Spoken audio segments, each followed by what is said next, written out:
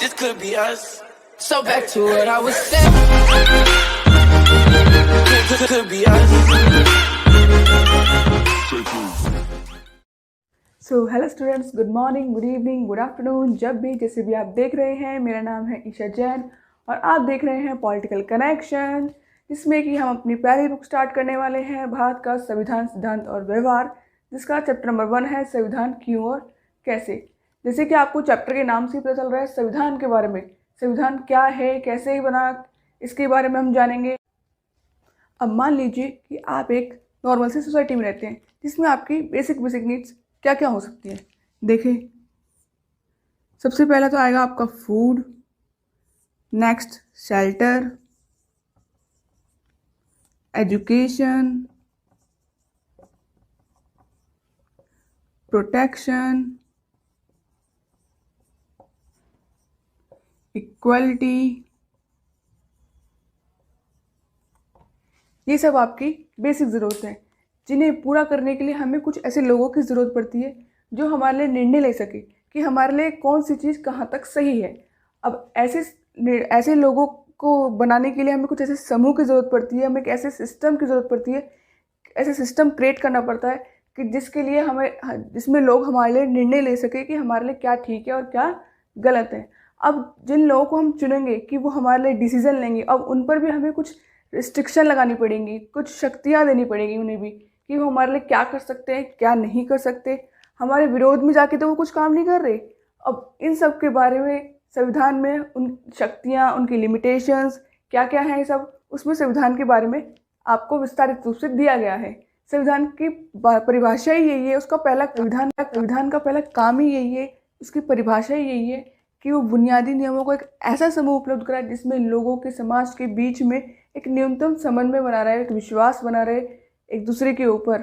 संविधान की परिभाषा यही है कि एक ऐसा ये लिखित दस्तावेज है जिसमें आपको शासन व्यवस्था जो चलती है उसमें आप कुछ नियम, कायदे, कानून होते हैं जो सरकार को और हमें भी मानने पड़ते हैं, जिसमें उनको, सरकार को शक्तियाँ दी जाती हैं, जिनमें उनके पास कुछ अधिकार होते हैं जिनके बारे में विस्तृत रूप से वर्णन किया गया है।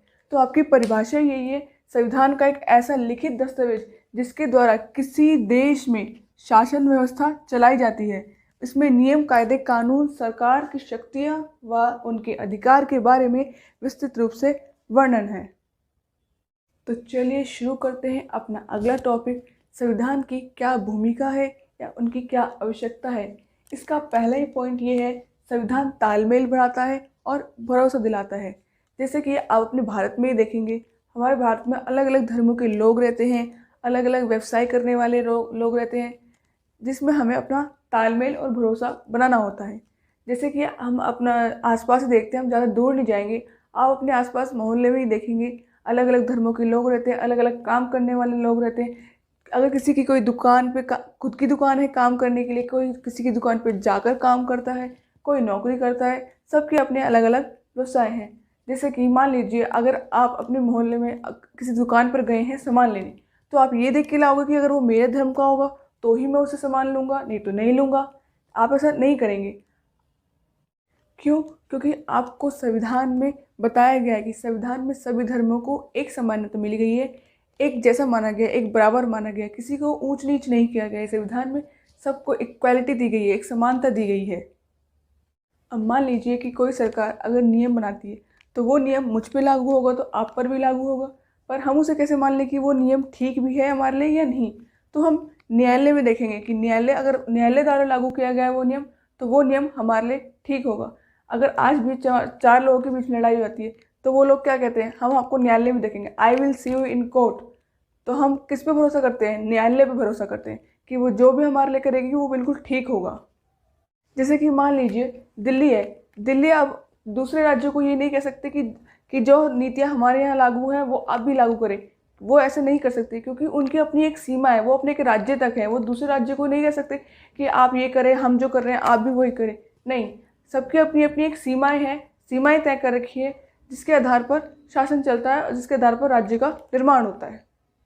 बराबर माना गया, किसी को ऊंच नीच नहीं किया गया। संविधान में सबको इक्वालिटी दी गई है, एक समानता दी गई है। अब मान लीजिए कि कोई सरकार अगर नियम बनाती है तो वो नियम मुझ पे लागू होगा तो आप पर भी लागू होगा, पर हम उसे कैसे मान लें कि वो नियम ठीक भी है हमारे लिए या नहीं? तो हम न्यायालय में देखेंगे कि अगर न्यायालय द्वारा लागू किया गया है वो नियम, तो वो नियम हमारे लिए ठीक होगा। अगर आज भी चार लोगों के बीच लड़ाई होती है तो वो लोग क्या कहते हैं, हम आपको न्यायालय में देखेंगे, I will see you in court. तो हम किस पे भरोसा करते हैं? न्यायालय पे भरोसा करते हैं कि वो जो भी हमारे लिए करेगी वो बिल्कुल ठीक होगा।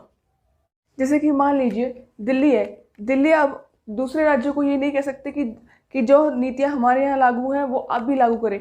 वो ऐसे नहीं कर सकते क्योंकि उनकी अपनी एक सीमा है, वो अपने एक राज्य तक है। वो दूसरे राज्य को नहीं कह सकते कि आप ये करें, हम जो कर रहे हैं आप भी वही करें। नहीं, सबकी अपनी अपनी एक सीमाएं हैं, सीमाएं तय कर रखी है जिसके आधार पर शासन चलता है और जिसके आधार पर राज्य का निर्माण होता है। पॉइंट है सरकार की शक्तियों पर सीमाएं। इस पॉइंट में ये बताया गया है कि अगर सरकार कोई नियम लागू करती है, कोई क्या कानून बनाती है, तो उसमें संविधान भी सीमा लगाता है। कैसे सीमा लगाता है? अगर कोई सरकार हमारे लिए कोई नियम लागू करती है, अगर वो हमारे मौलिक अधिकारों का हनन होगा, अगर उसमें उल्लंघन होगा, तो संविधान भी उस पर रोक लगाएगा, क्योंकि कोई सरकार हमारे मौलिक अधिकारों को नहीं छीन सकता। जैसे कि मान लीजिए अगर किसी को मनमाने ढंग से ज़बरदस्ती उसे गिरफ्तार कर लिया जाता है, तो वो अपनी सुरक्षा के लिए बोल सकता है, क्योंकि उसमें उसकी स्वतंत्रता का हनन हो रहा है, उसकी स्वतंत्रता छीनी जा रही है उसमें। अब हमारा नेक्स्ट पॉइंट है समाज की आकांक्षा और लक्ष्य। समाज में सबकी पहली आकांक्षा समानता की ही होती है, जिससे वे बिना जातिगत भेदभाव के एक समाज में रह सके, जिससे सब में एकता बनी रहे। अगर बिना किसी जातिगत भेदभाव के सबको एक समान समझा जाएगा, सब में एक समानता रहेगी, एकता रहेगी, जिससे वो एक दूसरे के काम भी आ सकेंगे। दूसरा, अगर किसी व्यक्ति को उसकी भौतिक चीज़ों से, उसकी बुनियादी चीज़ों से अलग किया जाएगा, तो वह अपना जीवन सही से नहीं बिता पाएगा। अगर किसी व्यक्ति को उसकी भौतिक ज़रूरतें, शिक्षा सहित सारी बुनियादी चीज़ें अगर उसे मिले, तो वो अपना जीवन आत्मसम्मान से भरा जी सकता है। साथ ही साथ संविधान सरकार को ऐसी क्षमता देता है कि जिससे वो समाज में न्यायपूर्ण बना सके, न्यायपूर्ण व्यवस्था कर सके, इससे बिना किसी भेदभाव के, जातिगत, बिना किसी रंग भेद के सबको उनकी आकांक्षाएं पूरी कराए और एक न्यायपूर्ण समाज बनाए। अब हमारा लास्ट पॉइंट है राष्ट्र की बुनियादी पहचान। इसमें सबसे महत्वपूर्ण बात यह है कि संविधान समाज को एक बुनियादी पहचान देता है, जिसके माध्यम से समाज में एक सामूहिक रूप, एक सामूहिक इकाई बनी रहती है। संविधान नियम ही हमें एक ऐसा ढांचा, साथ ही साथ संविधान हमें बिना किसी जातीयता या भारतीय नस्ल के आधार पर मान्यता नहीं देता। ये अलग अलग राष्ट्रीय, अलग अलग केंद्रों की अवधारणा अपनी अलग अलग है। इसी से हमारी राष्ट्रीय बुनियादी की पहचान होती है। This could be us. So back to what I was saying. Could be us.